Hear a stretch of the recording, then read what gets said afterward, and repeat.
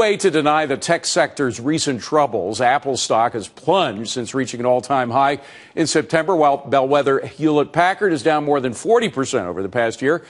But we have someone who says not all tech stocks are trouble, and he has 3 ways to play the volatile sector. Joining me now is Jeff Reeves, InvestorsPlace.com editor. Jeff, great to see you again. Good to see you too, Dan. So let's paint out sort of the scenario that most people are familiar with, whether they read the Wall Street Journal or MarketWatch or whatever, which is that the PC market is dying. The tech sector is restructuring itself as a result of this development as we go mobile. And some will succeed and some will not. I mean, Dell is one of those examples of a company that's dragged down by the PC.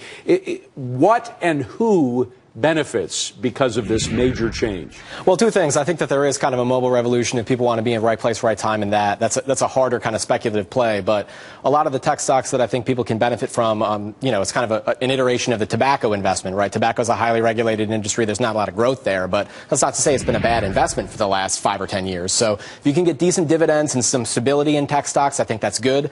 There are kind of like the long ball plays. If you want to go for the Hail Mary on tech, that's not necessarily bad in small caps. But there are some kind of big blue chip tech stocks that I think have a little bit more stability than I think people want to give credit for. The general perception that we're moving from a PC to a mobile world and those that are caught underneath are going to be crushed is right. Well, I think it's a little bit overblown. I mean, there's laptops on this table right here. A lot of people who have PCs in their office. I think that there is a utility for them going on. It's not to say there's growth there, but I think that, it's kind of like a tobacco stock. It's going to continue to throw. Well, let's get to your number 1 pick, which is Intel. And, of course, as a chip maker that hasn't really figured out the mobile market yet, is that a correct perception of Intel? That it's there, but it hasn't really, it's not as there as a lot of other chip makers, correct? No, yeah, that's fair. And, I mean, the reason... So why are you in favor of it? I like Intel because, actually, if you look at the earnings report, one of the biggest reasons they kind of had a sell-off after earnings is because they had this big CapEx plan, right? Because Intel is the biggest semiconductor stock in the world. It's number 2 and number 3 combined in their market share. So if you believe that there are going to be more chips and more devices, Intel is the place to be. But even though they haven't completely figured out the mobile market. Well, they actually do have, at the end of February, there's going to be a kind of event where Intel is going to unveil some Android chips. I mean, you have to put some faith in the company that you think they're going to have mobile in the future, and I do think they do. But on top of that, they have a 4% dividend.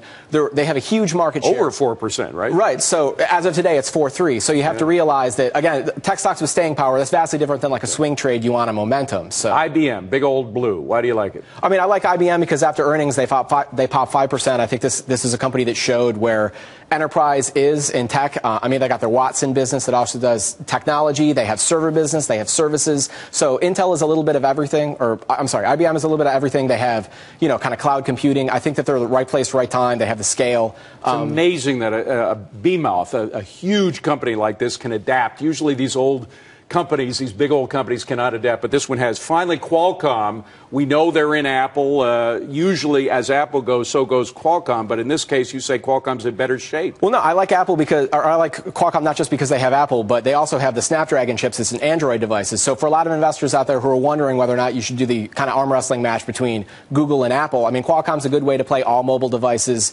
It's a way to do any mobile device that has connectivity to the internet. You kind of get all of the universe of brands in that. So I like Qualcomm because consumers may not know that it's in everything from Android to the iPhone 5, so that allows you to hedge your bets. Okay. So. Finally, if you believe in tech, you go to an ETF. You don't want to focus in on one company. You go to an exchange-traded fund, a tech fund. Apple has brought down those funds tremendously over the past 6 months. Now that downdraft from Apple has been worked into these ETFs, is now the time to go into them? Well, I do think, generally speaking, 2012 has been proof positive that the index funds work. I mean, if you really are a kind of small retail investor, I believe in index funds. They're low cost. They're a way to play a general flavor without doing the stock picking, like whether or not I'm right on Intel or not. I mean, you don't have to worry about that. You can hedge your bets with an indexed fund. So I do think. And Apple has drawn them down because some of these funds have about 15% of Apple. Right, but still they're a little bit overweight in Apple still just because of the way that a lot of these indexes are made up. So you are going to be slightly overweight in Apple, but I do think it's a good way for a regular investor to hedge their bets over, a large basket. Now's of the time to stocks. get in if you haven't gotten in so far because Apple has already gone in. The decrease has been worked into the numbers. Yeah, and if you look at an index like the S&P 500, I think about 18% of it is tech stocks right now. So even if there's 500 stocks, roughly 1 in 5 are in the tech sector anyway when you look at the market cap weighting. Jeff Reeves, InvestorPlace.com. Great to see you again, Good Jeff. to see you Thanks today. very much.